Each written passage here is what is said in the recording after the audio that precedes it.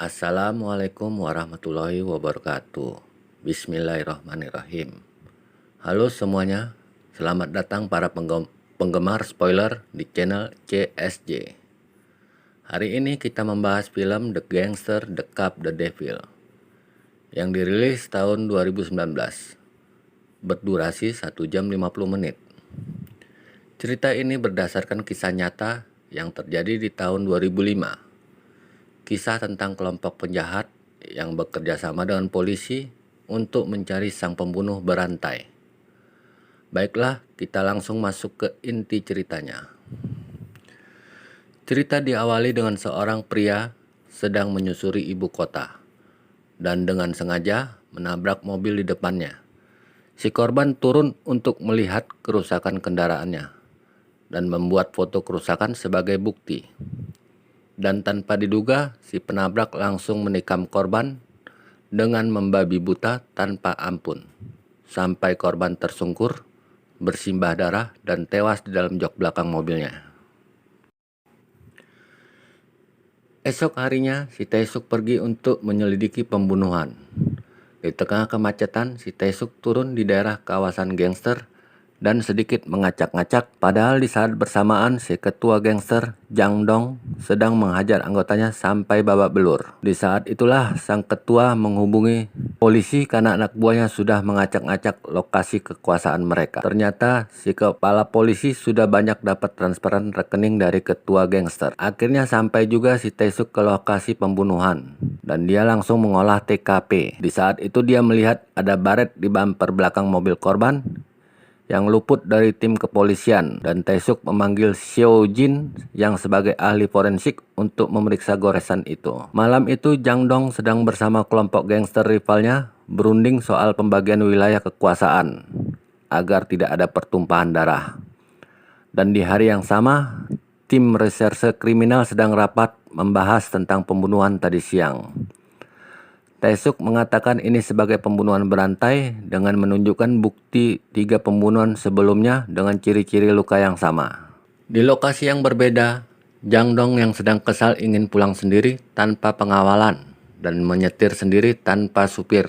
Di saat itulah psikopat dengan sengaja menabrak mobil di depannya. Jang Dong memantau keadaan dari spion untuk memastikan keadaan aman terkendali dan keluar dari mobil di saat hujan gerimis, dan hanya melihat bodi mobilnya yang hanya lecet sedikit, maka dengan santuinya Jang Dong menyuruh pelaku untuk pergi. Pas Jang Dong ingin kembali ke mobil, tiba-tiba Kopet tanpa babi bu langsung menyerang bertubi-tubi. Tapi Kopet salah sasaran karena korban kali ini bukan manusia kaleng-kaleng. Yang dilawannya Kopet itu ketua preman, bukan preman cap tikus.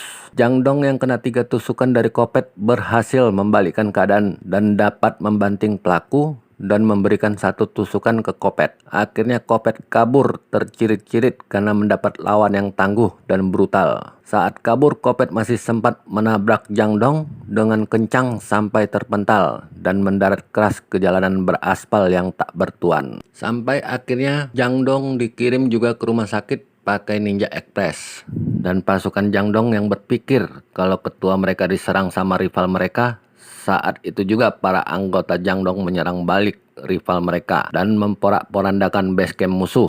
Tapi sang rival Sang Do berhasil kabur. Berita ketua gangster diserang sampai juga ke telinga Taesuk meyakini kalau ini adalah orang yang sama. Tapi Taesuk tidak mendapatkan sedikit pun informasi dari Jang Dong. Akhirnya Taesuk pergi ke parkiran untuk melihat kondisi mobil Jang Dong. Di sana dia melihat bukti yang sama. Kembali ke kantor polisi, Taesuk berusaha meyakini atasannya bahwa yang menyerang Jang Dong adalah orang yang sama dengan pelaku pembunuhan berantai. Di sini kita bisa melihat atasannya sangat berhati-hati kalau bicara soal Jang Dong, karena sang kepala sadar yang selama ini berhasil membuat rekeningnya jadi gendut hanya dari Jang Dong. Disinilah trik Taesuk sebagai polisi mulai dimainkan. Taesuk terus berusaha meyakini atasannya agar bisa menahan Jang Dong, karena hanya Jang Dong saksi yang berhasil hidup, dan mencegah Jang Dong mencari si pelaku dengan kekuatan anggotanya yang tersebar di seantero dunia. Di saat bersamaan, Taesuk juga ingin agar daerah mereka bisa berhasil menumpaskan 1 kasus pembunuhan. Karena selama ini banyak pembunuhan tapi tidak ada satu kasus yang bisa diungkap siapa pelakunya. Karena kalau sampai tertangkap sama si Jang Dong, maka dipastikan Kopet akan digantung dan dijadikan samsak tinju. Maka dapat dipastikan hilang sudah kasus pembunuhan berantai. Di tempat berbeda, Kopet terus melancarkan aksinya. Di tempat rest area, Kopet berhasil melenyapkan supir truk dan membawa kabur truknya. Akhirnya Taesuk dapat lampu hijau dari atasannya, tapi hanya sebatas penggerebekan lokasi perjudian, bukan penangkapan Jang Dong. Dan Taesuk mengatakan kepada Jang Dong bahwa pelaku adalah pembunuhan berantai. Taesuk meminta bukti yang dimiliki Jang Dong agar bisa dibawa ke pengadilan, tapi bisa terlihat di wajah Jang Dong yang merasa tidak puas kalau pelaku hanya dibawa ke pengadilan. Akibat dari ketua gangster ditik dan penggerebekan lokasi perjudian oleh polisi, itu sudah merusak reputasi Jang Dong yang mengakibatkan Sangdo si rival Jang Dong mulai menyerang kekuasaan Jang Dong dan para investor mulai pada mundur dan menarik saham-saham mereka, sehingga semua proyek gedung di dalam kekuasaan Jang Dong terhenti. Di dalam pikiran Jang Dong hanya menangkap Kopet dan mengeksekusi pelaku yang bisa mengembalikan reputasinya. Anggotanya berhasil menemukan mobil Kopet dan pisau Kopet yang terjatuh tidak jauh dari rest area, dan di mana lokasi tersebut ditemukan mayat dengan luka tusukan. Jang Dong meyakini reputasinya akan kembali bila dia berhasil membantai Kopet. Esok harinya Jang Dong menghubungi Taesuk untuk berkolaborasi.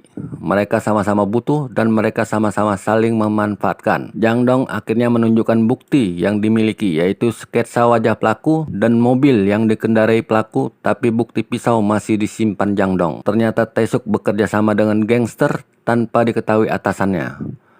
Dan anggota Taesuk hanya 2 orang. Karena itu Taesuk memanfaatkan Jang Dong yang memiliki ratusan anggota tanpa bayaran tapi bisa menyebar ke seluruh pelosok gang. Sedangkan Jang Dong memanfaatkan polisi untuk bukti forensik yang hanya bisa didapat dari peralatan kepolisian. Saat Taesuk sibuk mengumpulkan bukti-bukti dari kendaraan pelaku, diam-diam Jang Dong menggunakan senjata pelaku untuk membunuh Sangdo si rivalnya di kediamannya yang sedang tertidur lelap. Esok paginya Taesuk pergi menemui Xiao Jin untuk memberikan bukti-bukti rambut dan darah yang hanya bisa dianalisa oleh tim forensik.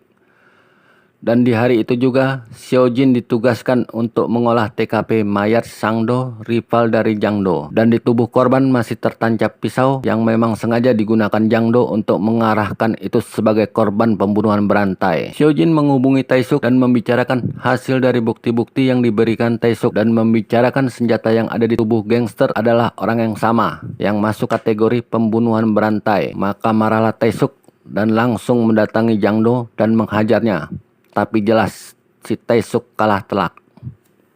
Akhirnya kasus pembunuhan berantai jadi viral dan diberitakan sejagat raya. Yang mau tidak mau kepolisian pusat turun tangan dan mengirimkan personil untuk membantu mereka agar pelaku bisa segera ditangkap karena masyarakat sudah mulai panik. Saat Kopet sedang mendengarkan berita soal pembunuhan berantai dan senjata pembunuhan ada di TKP, saat itu juga Kopet langsung ke tempat disemayamkannya Sangdo yang menjadi korban pembunuhan, yang dimana di sana sudah hadir Jang Do untuk memberikan penghormatan terakhir kepada rivalnya. Di sana si Kopet memberikan kertas yang bertuliskan.